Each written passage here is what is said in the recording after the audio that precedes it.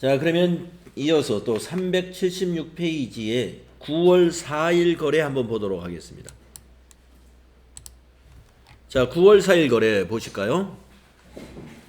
8월분 급여 지급분에 대한 건강보험료 50만 원을 서울은행 보통예금 계좌에서 이체하여 납부했습니다. 자, 보통예금 계정 과목 하나 나오고요. 건강보험료의 50%는 급여 지급 시 원천 징수한 거. 50%는 원천 징수. 50%는 회사 부담분이다. 50%는 회사 부담분. 자, 우리는 회사 부담분을 복리후생비로 처리하고 있습니다. 라고 했습니다. 자, 계정 과목이 이제 다 나왔습니다. 보통예금으로 이체시켜 납부했고, 회사 부담분은 복리후생비이고, 아까 우리가 원천징수할 때 계정 과목 이미 알고 있고, 자, 그래서 보통예금으로 이체 납부했으니까 대변의 보통예금. 우리가 급여 지급하면서 예수금으로 부채 증가시켰으니까 그 예수금은 오늘은 납부했으니까 차변. 비용 발생은 차변이니까 복리후생비 차변. 네, 정리가 다 끝났죠? 자, 입력하겠습니다. 9월 4일. 대변의 103번 보통예금. 보통예금은 항상 은행이 거래처입니다. 서울은행. 방향키로 가셔가지고 50만원. 자, 차변에 원천징수한 거는 예수금. 부채감소. 그래서 차변이죠. 방향키로 쭉 가가지고 25만원. 엔터. 또 3번 차변에 복리후생비 800번대 복리후생비 사용하세요. 25만원. 이렇게 하시면 됩니다.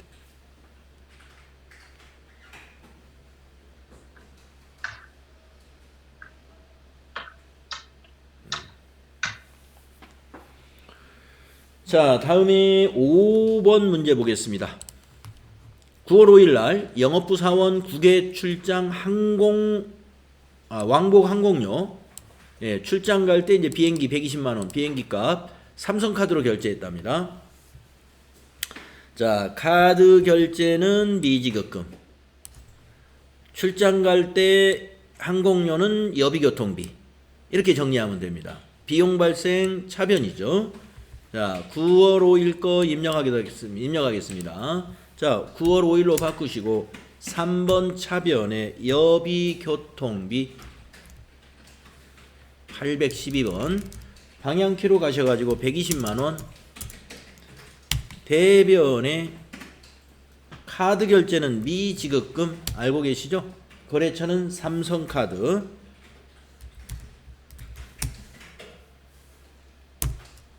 (99601) 120만원. 네. 여러분 출장 갈 때 비행기 표든 열차비든 택시비든 숙박비든 여비 교통비로 처리합니다. 9월 6일 거 거래처 직원의 청첩장. 자, 우리 직원이 아니라 거래처 직원이라는 겁니다. 청첩장을 받고 축하금 5만원을 현금으로 지급했대요. 출금전표로 쓰겠습니다. 출금전표로 9월 6일 거래 출금전표 1번. 자, 그러면 대변은 현금인데 차변이 이제 계정 과목을 넣어야 되겠죠. 차변을. 네. 김하경 씨 어디 계시나요? 여기. 네. 계정 과목이 뭘까요? 거래처 접대비. 네, 접대비. 네, 접대비 맞았어요. 800번대. 네. 5만원 하면 되겠습니다. 자, 그 다음에 7일 거. 네, 7일 거 한번 볼까요? 간단해요. 거래처 경기상사의 창사기념일을 맞아. 이것도 거래처입니다. 거래처. 창사기념일을 맞아서 동양난을 보내고 대금 8만 원을 현금으로 지급했답니다. 현금 지급했으면 출금으로 하면 간단하겠습니다. 자, 9월 7일로 날짜 바꾸시고 이것도 접대비예요. 출금하시고 접대비 813번 8만 원 이렇게 차변의 접대비, 대변의 현금으로 처리하시면 됩니다. 자, 또 넘어가서 9월 8일 거래 보세요. 신상품 설명회 후에 거래처 직원과 함께 식사를, 거래처 접대비. 이것도 접대비죠. 삼성카드로 결제했습니다.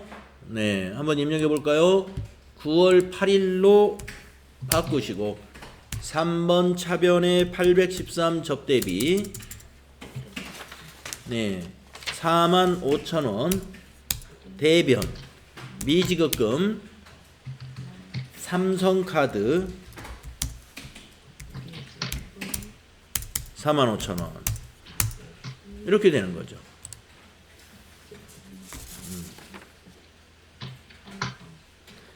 박수미 씨 어디 계신가요? 네네네. 자, 박수미 씨 요 차변과 대변을 거래의 결합관계로 한번 말씀해 보시겠어요? 비용 증가, 네, 비용 증가, 부채 증가, 네, 부채 증가. 그렇죠. 차변의 접대비는 비용 발생, 대변의 미지급금은 부채가 증가한 것이다. 맞았습니다. 이것까지 우리가 분개하면서도 이것이 무엇인가, 비용인가, 부채인가 이런 것을 정확하게 우리가 증가인지 감소인지 이런 것들을 판단하시면서 입력하셔야 돼요. 자, 그 다음 문제 보겠습니다. 9월 9일 거 볼까요? 판매사원의 영업용 핸드폰 요금 88,000원이 서울은행 보통예금 계좌에서 자동이체 되었다. 네, 판매사원의 영업용 핸드폰 요금이라고 그랬네요. 그러면 이제 판매사원이 개인적으로 쓰는 핸드폰 요금이 아니라 회사의 영업활동에 필요한 통신요금이다 이런 얘기죠. 그러니까 이거는 통신비입니다. 통신비. 자, 이것을 회사가 예금으로 계좌이체 시켜줬어요. 그래서 우리 회사 보통예금에서 빠져나간 거죠. 자, 그래서 차변은 통신비, 대변은 보통예금 되겠습니다. 자, 입력해 볼까요? 9월 9일 3번 차변에 통신비 800번대 방향키로 쭉쭉쭉 가셔가지고 88,000원 대변에 보통예금 은행을 넣어야죠. 서울은행 보통 88,000원 이렇게 분개가 되는 겁니다. 네. 자, 이번에는 박은슬 씨 어디 계신가요? 네, 박은슬 씨 한번 거래의 결합관계 한번 말씀해 보실까요? 비용 증가, 네, 비용 발생, 자산 감소. 네, 맞았습니다. 차변의 통신비는 비용 발생이요. 대변의 보통예금은 자산 감소인 거죠. 네, 맞았어요. 자, 다음 문제 또 해보겠습니다. 9월 10일 거래 한번 볼까요? 매출처 관련 서류를 등기 우편으로 발송하고 우편료 4,000원은 현금으로 지급했다 그랬습니다. 자, 매출처의 서류를 우편으로 발송한 거예요. 우리가 이제 우편료라고 하는 것은 통신비로 정리하시면 됩니다. 핸드폰 요금하고 똑같아요. 인터넷 요금도 통신비입니다. 우편 요금, 인터넷 요금, 핸드폰 요금, 전화 요금, 등기료 이런 거 다 통신비 처리합니다. 현금 지급했죠? 자, 그러면 분개해 볼까요? 네, 9월 10일로 바꾸시고 현금 지급했으니까 1번 출금으로 구분하겠습니다. 통신비 814번인가요? 네. 통신비 금액은 4,000원. 요거는 이제 차변이 통신비니까 비용 발생, 대변의 현금은 자산 감소인 거래가 되겠네요. 자, 그 다음에 9월 11일 보세요. 수도요금. 네, 뭐 웬만한 사무실 다 수도요금 내고 있죠. 자, 수도요금을 보통예금으로 자동 이체시켰답니다. 그러면은 차변의 수도요금은 수도자 들어가는 판매관리비 있죠. 수도자 들어가는 판매관리비. 박희정님. 네, 수도자 들어가는 판매관리비 개정 과목이 뭐예요? 수도 광열비. 그렇습니다. 그래서 차변의 수도광열비, 대변이 보통예금. 자, 입력합시다. 9월 11일. 아, 11일. 재밌다. 3번 차변이 수도 800번대 써야 돼요. 어유 수도 815번. 방향키로 쭉 가서 3만 원. 대변은 보통예금 서울은행 3만 원. 이렇게 됩니다. 너무 재밌다. 너무 재밌어. 난방용 오일은 사회주에서 다음 9월 12일 거 한번 볼까요? 난방용 유류. 난방하는데 뭐 경유가 들어갈 수도 있고 등유가 들어갈 수도 있고 그러겠죠. 난방용 기름을 서울 주유소에서 구입하고 대금은 현금 지급했답니다. 자, 이것 또한 난방용 기름도 수도요금하고 개념 과목이 같아요. 예, 열이 들어가죠. 난방이라는 게 열 내려고 난방하는 거죠. 광열비라고 그러지 않습니까? 예, 그래서 난방비도 수도광열비 개념 과목 사용합니다. 네, 대금은 현금 지급했으니까 출금 전표 입력합시다. 자, 9월 12일 1번 출금 수도광열비 815번 20만원. 그래서 이것도 차변의 비용 발생, 대변의 자산 감소인 거래입니다. 자, 9월 13일 보세요. 전기요금. 자, 이 전기요금을요, 우리가 한 5년 전에는 수도광열비로 포함해서 회계 처리하는 것을 원칙으로 했습니다. 근데 근래에 바뀌었습니다. 자, 전기요금은 전력비라고 하는 개정 과목을 따로 구분해서 써야 됩니다. 전력비 800번대로. 그래서 옛날에 부기 배우셨던 분은 전기요금 하면은 수도광열비 그걸 그렇게 생각하실 거예요. 예, 고등학교 때 부기 공부하신 분들을 아마 그렇게 배우셨을 겁니다. 그 당시는 그렇게 했었어요. 예, 지금은 공장에도 전력비가 있고 판매관리비에도 전력비 개정 과목이 있습니다. 그래서 이거 전력비로 분개하세요. 자, 서울은행 보통예금에서 자동 이체됐으니까 대변은 보통예금. 여기 밑에 나와 있네요. 전력비로 회계 처리할 것.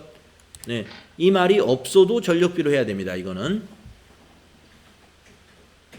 자, 입력합시다. 9월 13일 차변의 전력비 816번이죠. 23만원. 대변은 보통예금 103번 서울은행. 서울은행 보통 23만원. 이렇게 처리해 주시면 돼요.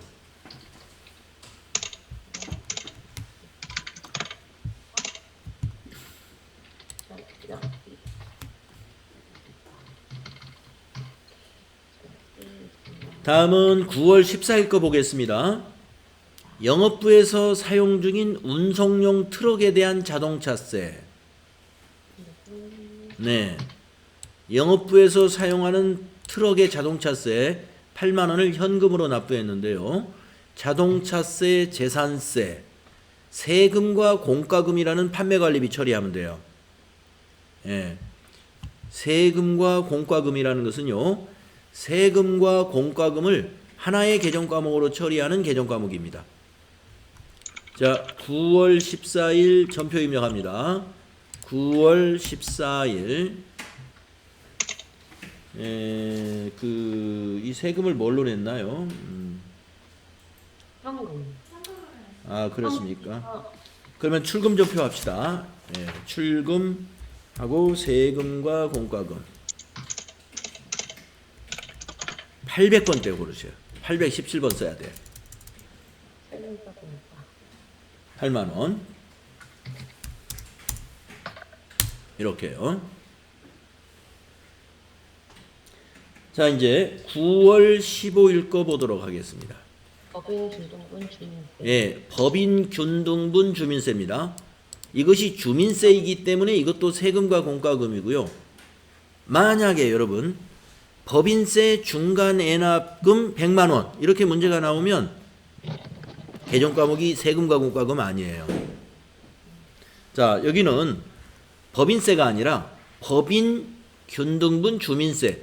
우리가 주민세 여러분들 개인도 내죠? 개인도 내고 개인 사업자도 주민세 내고 법인도 주민세를 냅니다. 그래서 법인 균등분 주민세 네, 세금과 공과금 처리하면 돼요.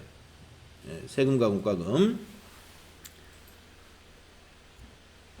그러면 아니 왜 그러면 네, 조금 있다가 네. 일단 이거 세금과 공과금 처리하시고 제가 뭐 질문 한번 해볼게요. 자, 그러면 현금 납부했으니까 요거를 현금 납부했으니까 이거를 뭘로 처리해요? 출금 전표로 처리하죠. 네, 날짜는 9월 15일이죠. 출금 세금과 공과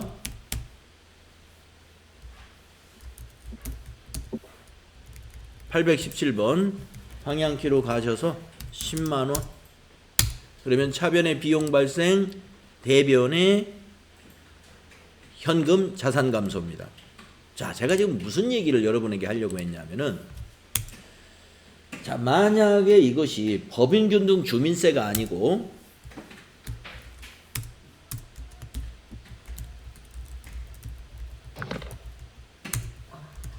환납세금. 법인세 중간애납액 100만 원을 뭐 현금으로 납부했다 라고 한번 보겠습니다.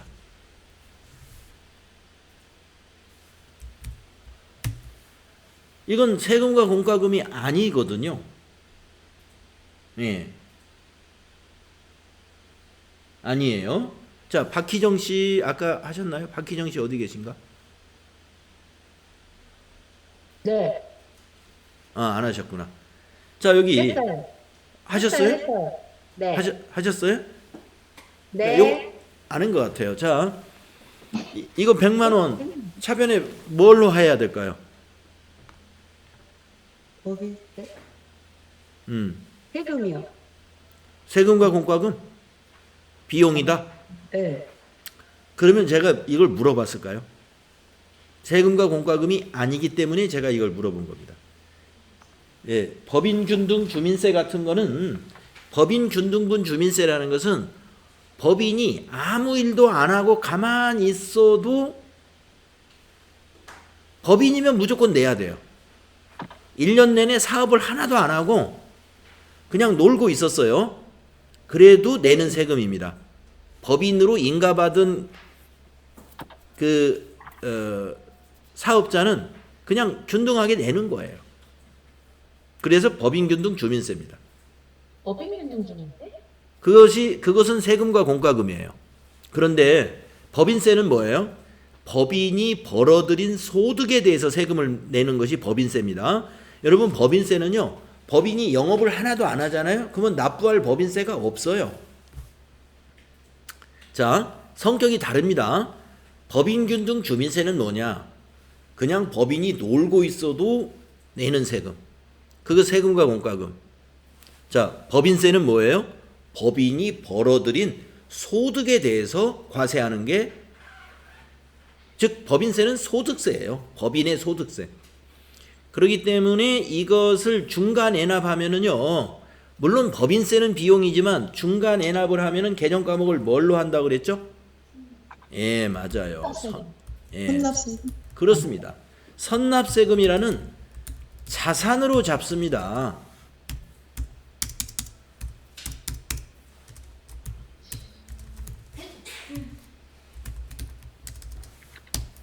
이렇게 분개해야 돼요. 그래서 여러분들 얼마 전에 결산 정리분계에서 법인세 중간 애납액이 있어가지고 선납세금이 결산 때 잔액이 있을 때는 12월 31일 일반 전표에다가 차변의 법인세,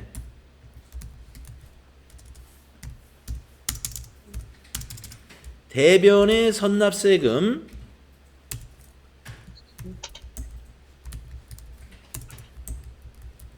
이러한 결산 정리분계를 해야 합니다. 그랬었죠. 우리 수동결산에 정리할 때 요거 제가 여러분에게 말씀드렸었어요.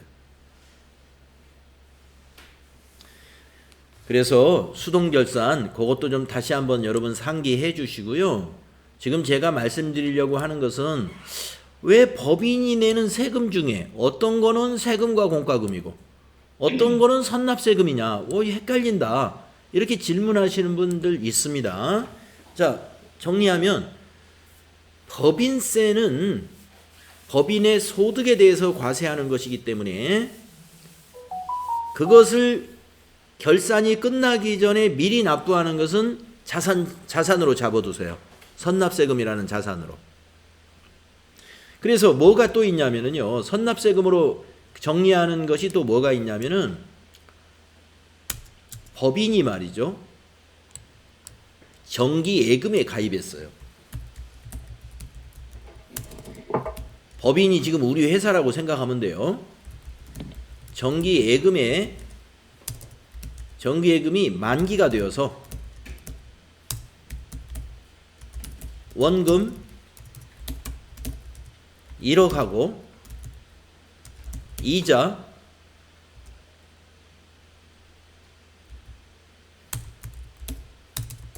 100만원 중에서 90만원 90만원은 받고, 좀 표현이 좀 이상했는데 10만원은 세금으로 공제 당했어요. 예, 좀 표현이 이상합니다만 어떤 얘기인지 아시겠죠? 자, 네. 예, 법인이 1년짜리 1억 예금을 들었는데요. 오늘 만기가 됐어요. 그래서 1억 원금 찾고 이자가 100만원 붙었어요. 그런데 90만원은 받고 10만원은 이 세금이라고 띄었습니다. 그러면 이것도 세금과 공과금일까요? 자, 세금과 공과금, 법인이 내는 세금 중에서 세금과 공과금은 소득과 관련이 없는 세금은 세금과 공과금이에요. 근데 이거는 뭐예요? 이자 소득이죠. 법인의 소득이에요, 이게. 그래서 이것은 세금과 공과가 아니고 이것 또한 선납세금입니다. 자, 분계를 제가 한번 해볼게요.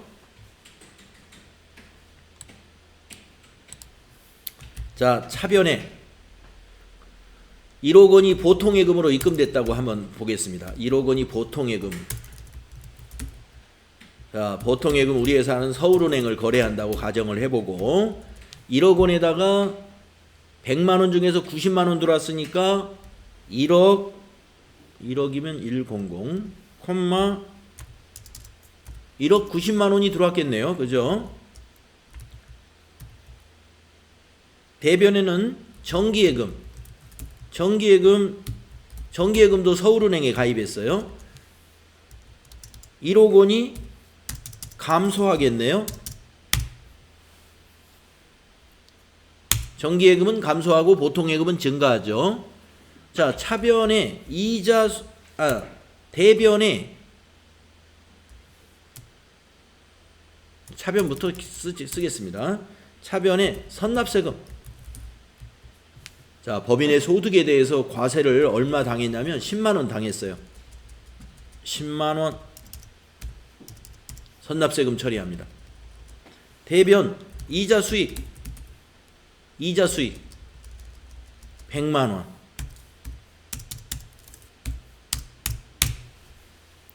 이렇게 정리합니다. 갑자기 분계가 지금 어려운 분계, 쉬운 분계를 쭉 하다가 지금 여러분 너무 쉬워가지고 긴장을 안 할까봐 지금 어려운 거 한번 써봤어요.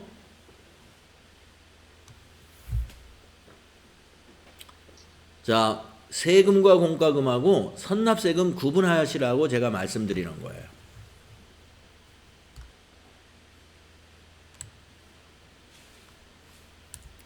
세금과 공과금하고 선납세금을 구분하셔야 된다.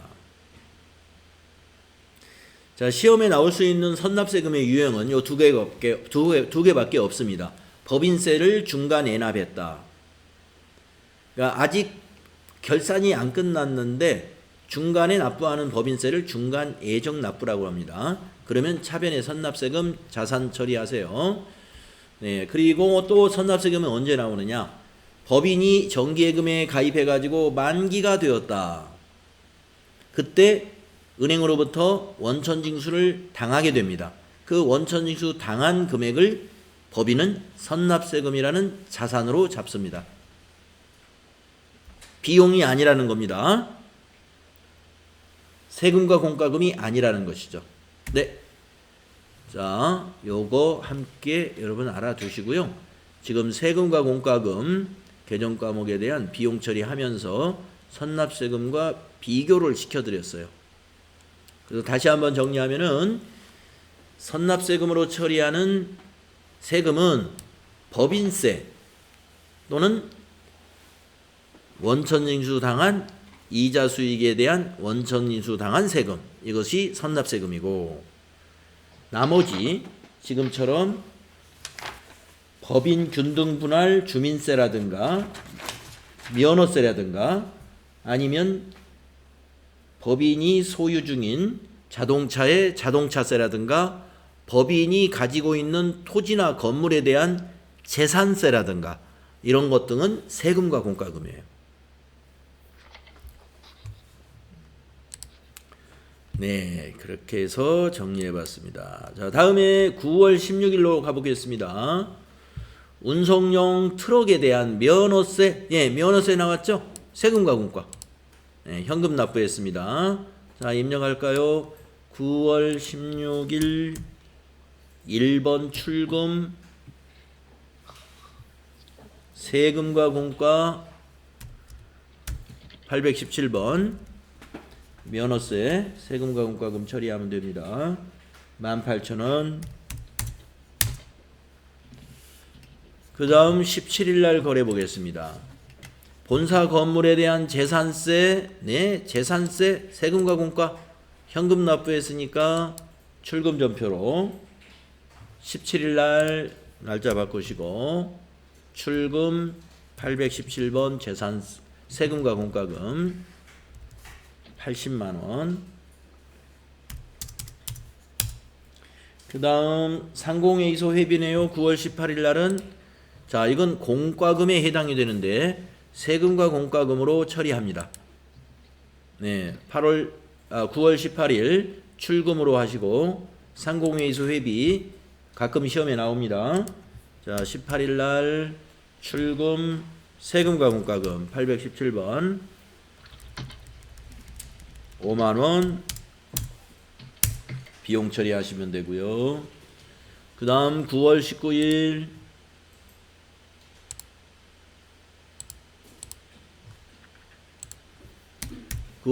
문제 한번 볼까요? 계약서에 첨부한 인지, 자, 현금으로. 자, 여러분 인지 하면은 또 뭐가 생각나느냐? 증지도 생각납니다.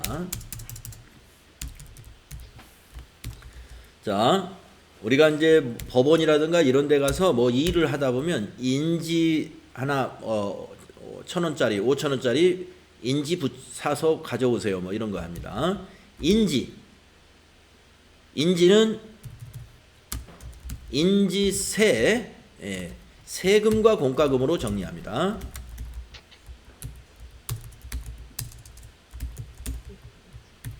그 다음에 여러분 인지하고 비슷한 뭐가 있어요? 증지. 증지는 수수료 비용으로 처리합니다. 네. 뭐 인지 5만 원짜리 인지에 증지 한 500원짜리가 붙었다. 그러면 두 개 합쳐서 그냥 5만 500원을 그냥 한꺼번에 세금과 공과 처리할 수도 있어요. 그런데 인지건하고 증지건이 따로 완전히 분리됐다 그러면 보통 자 인지는 세금과 공과 처리하는 게 확실합니다. 자 증지는 별도로 발생했을 때는 수수료 비용 처리하시는 거예요. 인지하고 같은 건에 대해서 붙었다 그러면 두 개 구분하기가 애매하다 그러면 두 개 다 통합해서 세금과 공과로 처리해도 상관이 없겠습니다만은 일반적으로 독립된 거래에서는 증지는 수수료 비용, 인지는 세금과 공과 처리해 주시면 맞습니다. 자 그러면 인지 10만 원은 세금과 공과금이죠. 그래서 9월 19일 현금이니까 출금 그러면 대변의 현금이고 세금과 공과 817번 10만 원.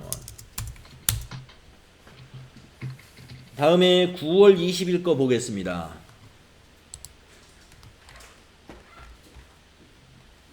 국민연금 46만 원을 현금으로 납부했는데 국민연금 보험료의 50%는 급여 지급 시 원천 징수했던 금액이고 50%는 회사 부담분입니다. 당사는 회사 부담분을 세금과 공과금으로 처리하고 있습니다. 자, 우리가 그 회사 부담분 앞에서 우리가 그 복리후생비 나올 때 산재보험료는 뭐 회사가 100% 부담하는 거였어요. 근데 아까 복리후생비로 처리할 줄 알았는데 거기선 보험료로 처리하라고 그래가지고 우리가 그냥 산재보험료를 보험료로 처리했습니다. 근데 보통 복리후생비 처리하는 회사가 많다 그랬고 건강보험료 회사 부담분 복리후생비. 그 다음에 또 뭐가 있나요? 국민연금 말고 고용보험료 있죠. 고용보험료 회사 부담분 복리후생비. 그렇게 처리합니다. 자 그러면 그런 연장에서 국민연금도 절반은 회사가 부담을 해주는데 이것도 복리후생비 처리하면 되지 않느냐. 물론 복리후생비 처리하는 회사도 있는데요. 일반적으로 국민연금은 세금과 공과금으로 회사가 세금으로 인식하는 경우가 많아요. 그래서 국민연금 회사 부담분 문제 나올 때는 회사마다 세금과 공과금으로 처리하는 회사가 많다 하는 거 여러분 알아두시고요. 아무 말 없으면 세금과 공과금으로 처리하시면 됩니다. 자, 이 문제에서는 세금과 공과금으로 처리하시오 이랬습니다. 자, 입력해 볼까요? 자, 현금으로 납부했다 해서 이걸 출금으로 입력하게 되면요. 두 건으로 나누어지게 돼요.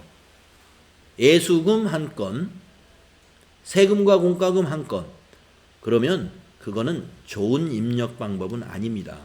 그래서 이거는 현금 납부했지만 대체 거래로 대변의 현금, 차변의 예수금과 세금과 공과금 이렇게 한 건의 전표로 입력하는 것이 바람직해요. 자, 9월 20일로 바꾸시고요. 대변의 101번 현금 46만 원.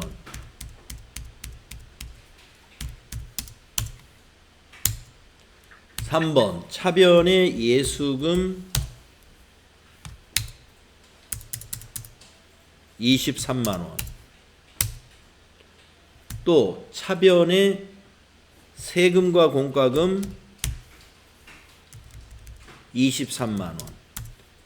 이렇게 대변의 자산 감소, 차변의 부채 감소, 비용 발생. 이렇게 되는 거죠. 대변의 현금은 자산 감소, 차변의 예수금은 부채 감소, 차변의 세금과 공과금은 비용 발생이 되겠습니다.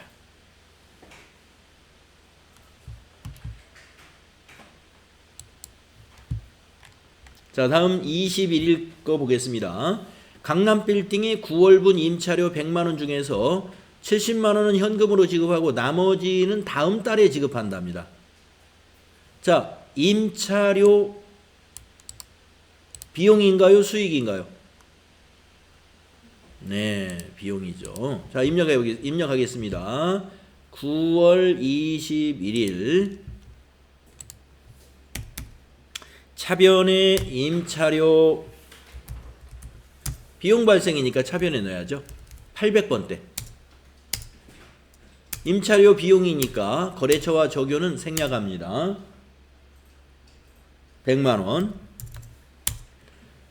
대변의 70은 현금으로 지급했어요. 대변의 101번 현금 70만원. 나머지는 다음 달에 지급하기로 했습니다. 네. 그러면 자, 선준이님 반장님이네요. 어디 계시나요? 네. 네, 예. 다음 달에 지급하기로 했으면 개정 과목을 뭘로 하면 될까요? 미지급금으로 하나요? 네, 맞습니다. 미지급금으로 합니다. 네, 253번 미지급금이고요. 미지급금은 채무이기 때문에 임차료 현금처럼 거래처를 비우고 가면 안 되고 반드시 거래처를 넣어야 됩니다. 강남빌딩. 네, 다음 달에 지급하기로 한 임차료는 미지급금입니다. 네. 자, 그러면 자, 반장님 하나 더 물어볼게요. 여기 임차료는 비용이거든요. 임차료가 비용. 그래서 이게 비용 발생인데, 자, 임차료에 대응하는 개정 과목이 하나 있거든요. 수익에 해당되는 거. 강남빌딩은 이걸 뭐라고 기록할까요? 강남빌딩에서는 임차료에 대응되는 수익 개정 과목.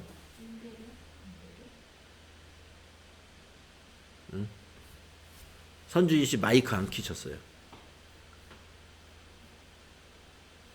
임대료인가요? 예, 맞습니다. 예. 맞아요. 임대료. 그래서 여러분 임차료하고 임대료는 서로 상반되는 개념 과목이에요. 상대 개념 과목입니다. 임대료는 수익이고 임차료는 비용인 것입니다. 이걸 구분하지 못하면 우리가 강남빌딩에 월세 100만 원을 지급했다라고 했어요. 여기서는 임차료라고 딱 찍어줘서 그런데 만약에 그냥 월세 100만 원을 지급했다라고 했는데 똑하니 차변에 임대료 100만 원 틀린 겁니다. 그거는 차변의 수익을 감소시킨 거예요. 그럼 회계가 완전히 틀려진 거예요. 아, 임대료하고 임차료 비슷하지 않느냐? 비슷한 게 아니라 완전히 반대입니다. 여러분이 우리가 차변에 임대료 100만 원 하게 되면은 수익 감소. 차변에 임차료 100만 원 해야 비용 발생이 되는 거예요. 네.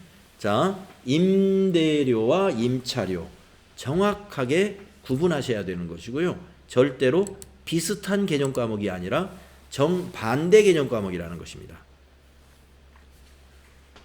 외상매출금과 외상매입금이 정반대잖아요. 외상매출금은 자산이고 외상매입금이 부채지 않습니까? 예, 그런 면에서 여러분이 굉장히 주의해야 되는 것. 임차료, 임대료 정확하게 사용해야 됩니다. 자, 22번 문제 9월 22일로 가보겠습니다. 네, 9월 22일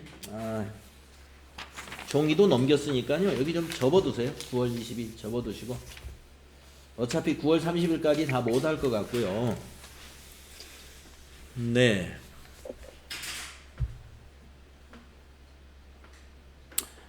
자, 그래서 오늘 회계 수업은 여기까지 하겠는데요. 질문 있으시면 질문 받도록 하겠습니다.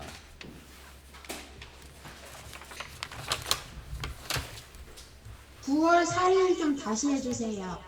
9월 4일이 어떤 건지 한번 가볼게요. 9월 4일로 가보니까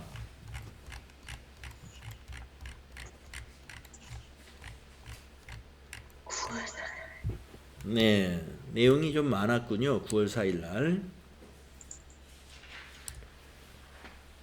8월분 급여 지급분에 대하여 건강보험료 50만 원을 보통예금 계좌에서 이체하여 납부했습니다. 자, 그러니까 보통예금은 대변에 가서 감소하는 것이죠. 50만 원이. 그래서 대변 보통예금 정리가 되고요. 그런데 이 건강보험료의 50%는 급여 지급 시 원천 징수한 것이고 50%는 회사가 부담해 주는 것인데 우리 회사는 회사 부담분을 복리후생비 비용 처리한답니다. 그러므로 차변에 오는 것은 복리후생비 25만 원과 급여 지급할 때 원천 징수한 것은 예수금이죠. 예수금.